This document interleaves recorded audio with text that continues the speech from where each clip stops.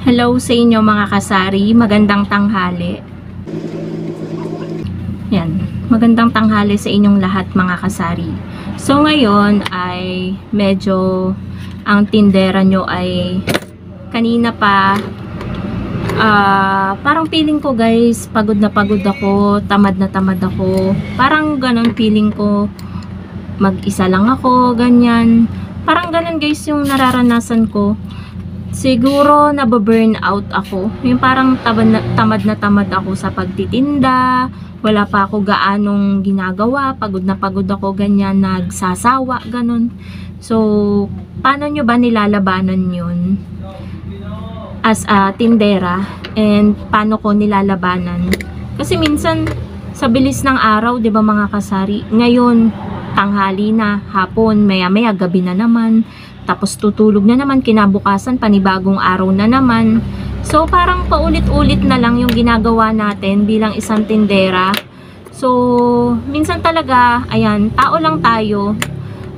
Kumakapit talaga sa atin yung ganyan, yung nababurn out tayo, napapagod tayo, nagsasawa tayo, ganyan, sa ginagawa natin sa araw-araw.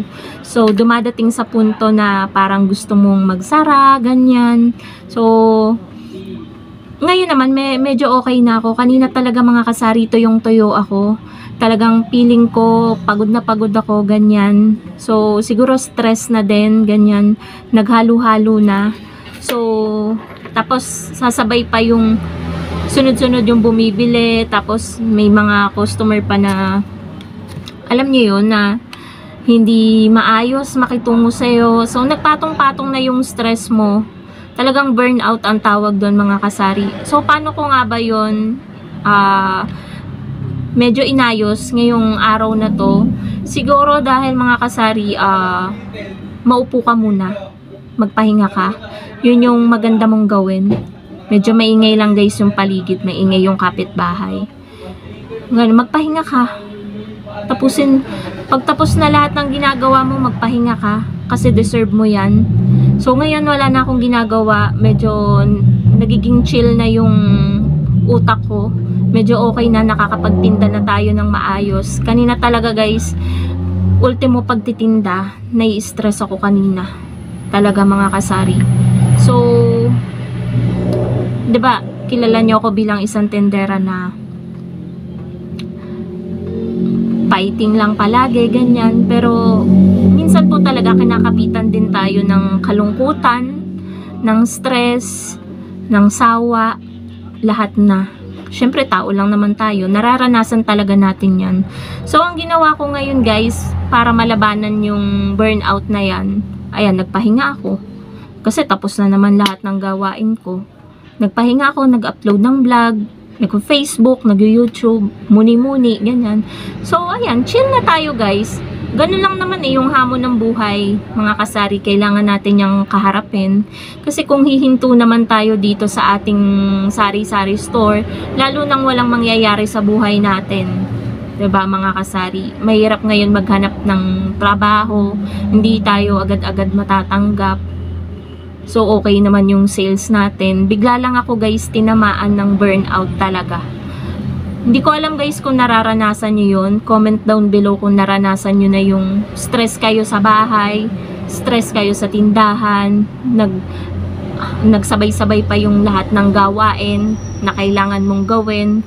So, talagang nakaka-stress mga kasari. Tapos kung ano-ano pang pumapasok sa isip mo.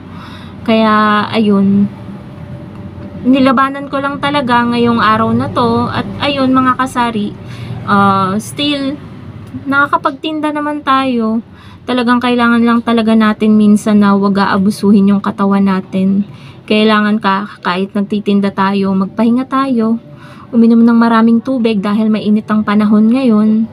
So, ayun guys, ang ginagawa ko dito sa sari-sari store, ayoko masyadong bugnutin yung sarili ko dahil sa mga customer. Pinapabayaan ko na lang. Tulad kanina, sunod-sunod yung bumibili. Meron dito nakapila, meron dito nakapila, pero mag-isa lang ako. Sabay-sabay sila nagsasalita. Ang Parang nagpo-focus na lang ako guys kung sino yung alam kong nauna, yun yung uunahin ko. Ganun na lang yung ginagawa ko para hindi ako ma-stress. Kasi kung may stress ako pa naman guys yung kapag sobrang stress, sumasakit talaga yung ulo ko, yung sintido ko. Ganun ako guys kapag sobrang stress and talagang minsan parang nangangatal ka pa sa inis, sa galit, ganyan. So, ayun talaga. Ganun na lang guys ang ginawa ko. Nagtimpi na lang talaga ako. And nagpahinga. Uminom ng tubig. Ganun. Kumain. Siguro kanina dahil kaya din ako na burnout, na bad trip, na stress kasi alas 10 na hindi pa kami nagbe-breakfast. So, tanghali na nakapagluto mga kasari. May bibili lang guys. So, ayun guys, meron lang bumili ng sigarilyo. Alam niyo naman 'di ba kapag ang babae ay nagugutom, talagang nag-hysterical, 'di ba mga kasari? Minsan tinotoyo pa. So, ganun din siguro yung nangyari sa akin kanina kasi tanghali na nakapagluto si partner. So, ngayon naman guys ay okay na ako. Hindi na ako tinotoyo, hindi na ako na-burn out, hindi na ako napagod. Yan, nakapahinga na kasi tayo, nakaupo na tayo. Kasi kanina guys, sabay-sabay yung ginagawa ko. As in, sabay-sabay guys na ultimo, naka-process na sa utak ko yung sunod-sunod na gagawin ko. Sabi ko, ay, anong oras na naman ako makakapag-upload ng vlog. Yung vlog ko, tenga dyan. Hindi ko maasikaso kasi nga, ang dami kong ginagawa. Tapos, ayun. Although kanina naman, si partner naman yung bantay dito.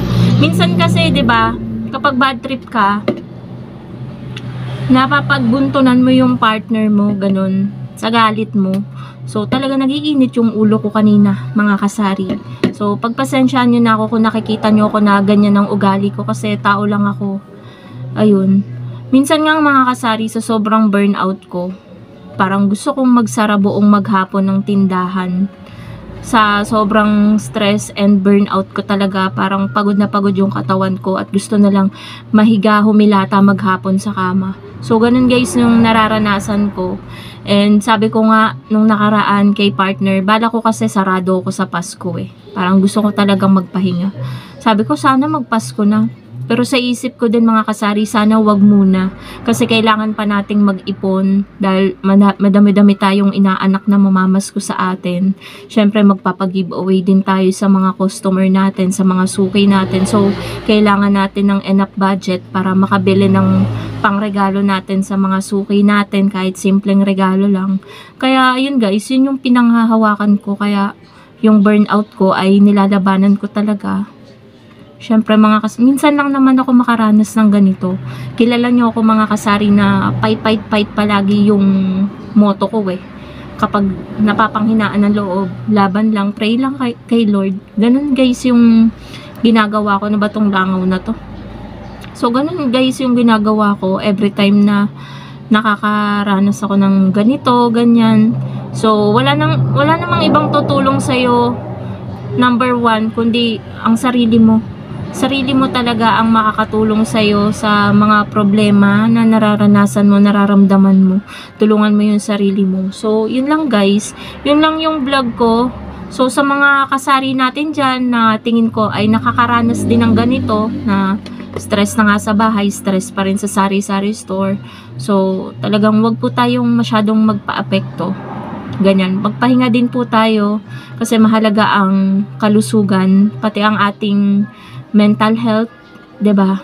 Mahalaga ang ating mental health. Kailangan natin itong alagaan. So, para less stress na din, ayan, sabayan natin ng pagdadasal. So, yun lang naman mga kasari ang ating vlog for today. Thank you so much for watching. Ayan, nakamove on na ako kanina. Umiinom na nga ako ng Delight. So, thank you so much for watching mga kasari and happy selling po sa inyong lahat. Bye guys!